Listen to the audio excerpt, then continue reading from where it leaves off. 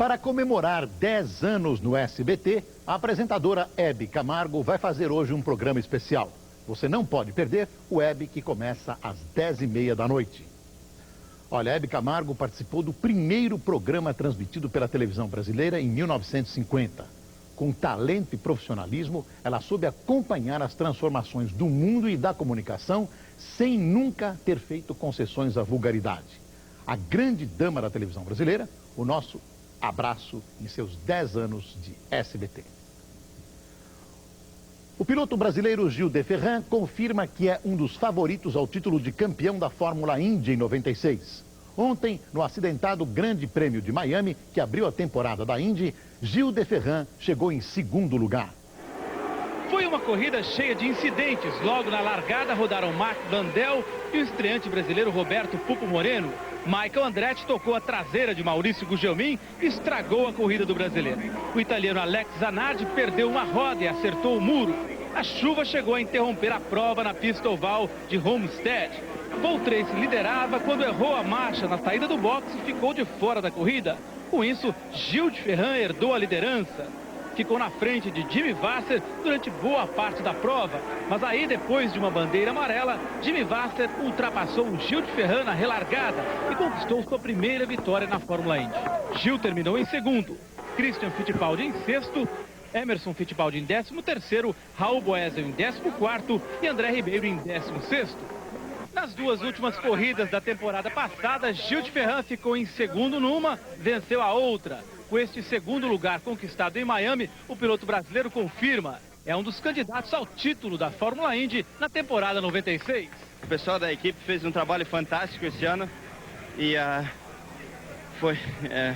eu acho que se continuar assim a gente deve terminar bem esse ano. A próxima etapa do Campeonato Mundial de Fórmula Indy será no Brasil, no Autódromo de Jacarepaguá, no próximo dia 17 de março, com um brasileiro na segunda posição do campeonato. Na primeira vez que enfrenta seu ex-clube, o atacante Edmundo faz um gol, é expulso e não evita a derrota do Corinthians para o Palmeiras por 3-1. O atacante Edmundo esteve irrepreensível por exatos 57 minutos. Até confortou o palmeirense Djalminha, expulso por jogo violento. O mesmo Djalminha que logo aos 44 segundos de jogo fez 1-0 Palmeiras. Edmundo não conseguia vantagem sobre seu marcador Júnior, que pior, acabou fazendo o segundo do Palmeiras, ainda no primeiro tempo. Na etapa final, Edmundo marcou aos 10 minutos e dava esperança ao empate corintiano. Só que 2 minutos depois, Edmundo perdeu uma disputa de bola para o zagueiro Sandro, deu um soco nas costas do palmeirense e acabou expulso por agressão. Para piorar, Célio Silva fez um golaço de cabeça, mas contra, e definiu o placar. Palmeiras líder isolado do campeonato 3, Corinthians 1. Mais que o título do torneio pré-olímpico de futebol, Brasil e Argentina decidem na quarta-feira a cidade dos Estados Unidos em que vão disputar as Olimpíadas. Ontem, o Brasil garantiu a vaga ao ganhar do Uruguai por 3-1. O primeiro gol brasileiro foi marcado por Juninho nesta grande jogada que enganou o goleiro do Uruguai. Brasil 1-0. O segundo gol saiu do cruzamento de Zé Maria, que Beto aproveitou bem de cabeça. 2-0. Aos 21 minutos do segundo tempo, Juninho recebeu de Sávio e fez 3-0. O Uruguai diminui a desvantagem com este gol de Fleurquim. Placar final, Brasil 3, Uruguai 1. O Brasil agora decide o título do pré-olímpico com a Argentina, que também garantiu uma vaga nas Olimpíadas ao vencer a Venezuela por 2-0. Quem for o campeão do torneio fica na cidade de Orlando, nos Estados Unidos, para disputar as Olimpíadas. O vice fica em Miami. O futebol é um dos poucos esportes que tem sedes fora de Atlanta. A direita espanhola vence as eleições parlamentares e rompe um ciclo de mais de 13 anos de poder do Partido Socialista Operário Espanhol. Apesar da vitória, o conservador Partido Popular conquistou apenas uma maioria relativa, com 38,85% dos votos. Isso equivale a 156 cadeiras no parlamento, de um total de 350. São 20 representantes a menos do número necessário para a maioria absoluta de 176. Os socialistas tiveram 34,48% dos votos e 141 cadeiras. O Partido Popular ficou em posição delicada, principalmente depois do anúncio dos catalães da CiU. Eles conquistaram 16 cadeiras e já adiantaram que não vão votar no principal líder do PP, José María Aznar, para presidente do governo. O líder do Partido Popular Espanhol, José María Aznar, já começou os contatos políticos para tentar formar uma coalizão que lhe dê o poder. O resultado da eleição pode gerar instabilidade na Espanha, se o PP não conseguir pelo menos mais 20 votos para ter maioria no parlamento. A Espanha não foge à regra de uma espécie de direita volver que ocorre praticamente em toda a Europa. O poder desgastou demais o socialista Felipe González, que mesmo assim está tendo uma votação surpreendente, apesar da corrupção e do desemprego, seus maiores adversários. O líder do Sinn Féin, braço político do IRA, Exército Republicano Irlandês, é barrado nas conversações de paz sobre a Irlanda do Norte. Gary Adams e o número 2 do Sinn Féin, Martin Guinness, foram impedidos de entrar hoje de manhã no centro de conferências de Belfast. Representantes dos governos britânico e irlandês já haviam advertido que o IRA não terá acesso às conversas até que concorde com uma trégua definitiva para evitar novos ataques terroristas. O governo cubano apresenta os restos dos 2 aviões civis abatidos na semana passada. Segundo a televisão estatal, os destroços e o plano de voo das aeronaves foram encontrados em águas territoriais de Cuba. A reportagem diz que não foi possível encontrar os restos dos tripulantes que pertenciam à organização anticastrista Irmãos para o Resgate, sediada em Miami. Uma senadora colombiana afirma que o presidente Ernesto Samper tinha vínculos diretos com o cartel de Cali. Maria Izquierdo, presa sob acusação de receber dinheiro do narcotráfico, disse em depoimento à justiça que Samper e o chefão de Cali, Gilberto Rodríguez Orejuela, tinham um relacionamento direto. Segundo a senadora, a informação foi dada a ela pelo irmão de Gilberto, Miguel. O traficante teria dito ainda que o cartel enviou documentos a pelo menos 40 congressistas com sugestões para que as leis do país fossem modificadas. Os porcos podem ser a esperança para as pessoas que precisam de transplantes de órgãos. A reportagem é de Luiz Carlos Azenha. Esses porcos são mais parecidos com o ser humano do que se vê a olho nu. Na verdade, tem um pedacinho de nós dentro deles. Claro que não são porcos normais. Foram alterados geneticamente numa tentativa de transformá-los em fonte de órgãos para transplante. Funciona assim. Durante a gravidez, os embriões são retirados da barriga da leitoa, injetados com material genético humano e devolvidos para o útero. O resultado é que os porquinhos nascem com os órgãos cobertos por proteína humana, o que, em tese, reduz o risco de rejeição num transplante. Como o macaco é nosso parente mais próximo, foi nele que os cientistas sempre depositaram as maiores esperanças. Em 84, este bebê viveu 20 dias com o coração de um babuíno. Em 92 e 93, 2 transplantes usando fígados de macaco só deram sobrevida de algumas semanas aos pacientes. Foi aí que os cientistas decidiram se concentrar nesse bicho aqui, no porco. Eles têm essa imagem de serem sujos. Mas os cientistas garantem que o porco, entre os vários tipos de animais, é o que menos transmite doenças.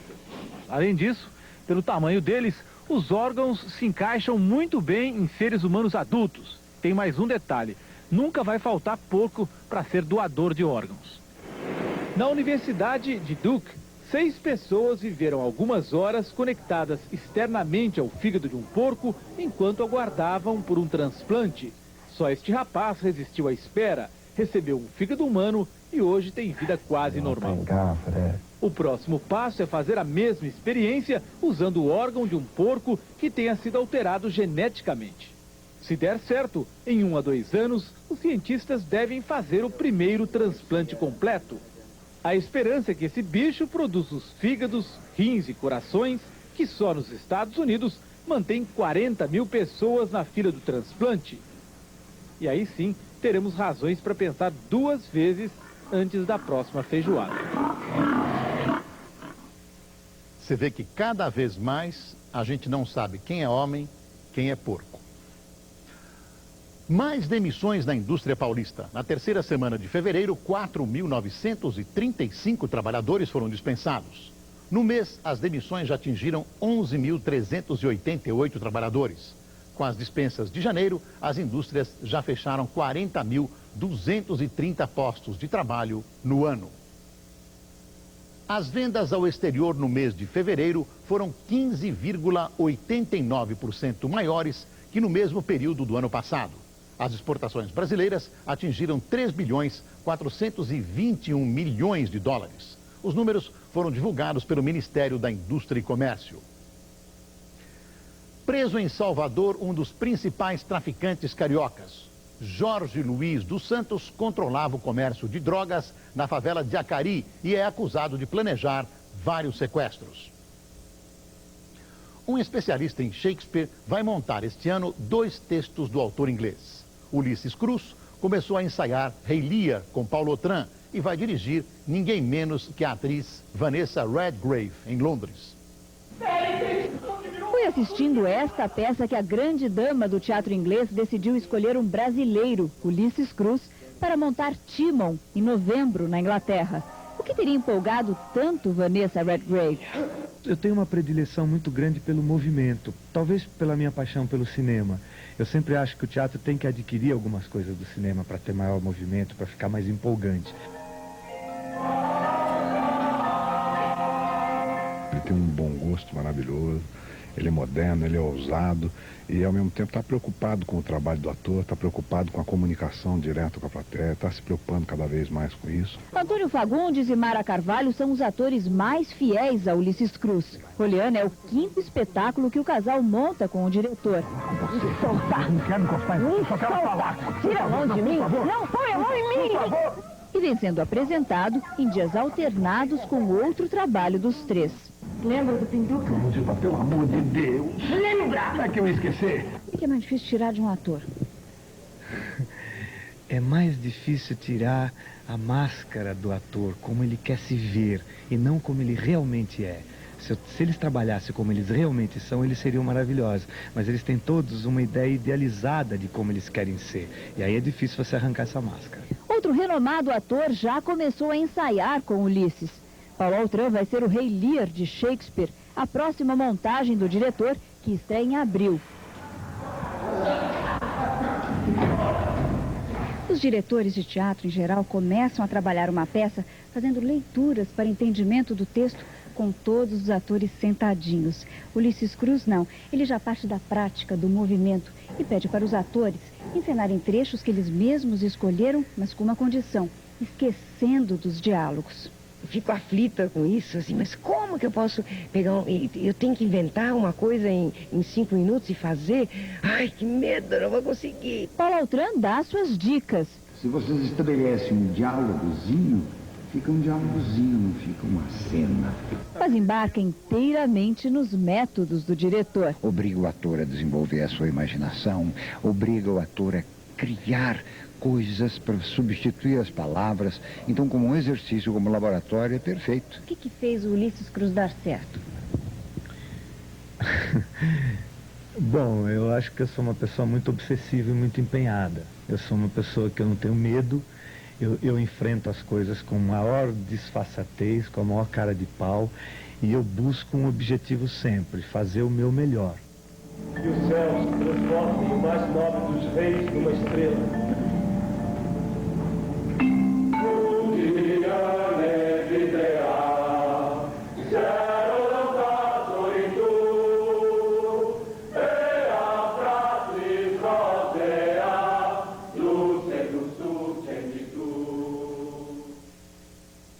Uma construção imponente concorre com as praias na temporada de verão em Salvador. É um mercado modelo, centro de atração turística que conta um pouco a história da escravidão num cenário surpreendente. O antigo Mercado Modelo servia de ponto de abastecimento para Salvador e cidades vizinhas. Funcionava onde hoje está a escultura do artista Mário Cravo, um dos cartões postais de Salvador. Em 1969, toda a tecnologia francesa empregada na construção desapareceu com o incêndio. Já o prédio da alfândega, construído em 1861 para ser depósito de mercadorias e ponto de desembarque dos escravos, passou a abrigar o Mercado Modelo, que de novo foi destruído pelo fogo em 84. O Mercado Modelo e a história do Brasil se encontram. O Mercado Modelo inspira músicos, artistas plásticos e escritores. Só para ter uma ideia, a maioria das histórias de Jorge Amado, um dos baianos mais conhecidos de todo o mundo, se passa aqui, bem na rampa do mercado. No interior do mercado está uma boa parte do espírito festivo dos baianos. Os 4.000 turistas que na alta estação visitam as 260 lojas de artesanato de toda a parte do país, além dos restaurantes, têm muito mais a descobrir. O subsolo, onde passa um lençol freático, se torna um grande espelho d'água. O que se vê são as imagens das pesadas colunas de pedra, que, segundo alguns historiadores, servia de esconderijo para os escravos, que aproveitavam a proximidade do mar para fugir. A emoção toma conta de quem visita esta ala, quase desconhecida do mercado. É surpreendente, né? Surpreendente. Isso aqui é uma magia. Só vimos para ver, né? E crer.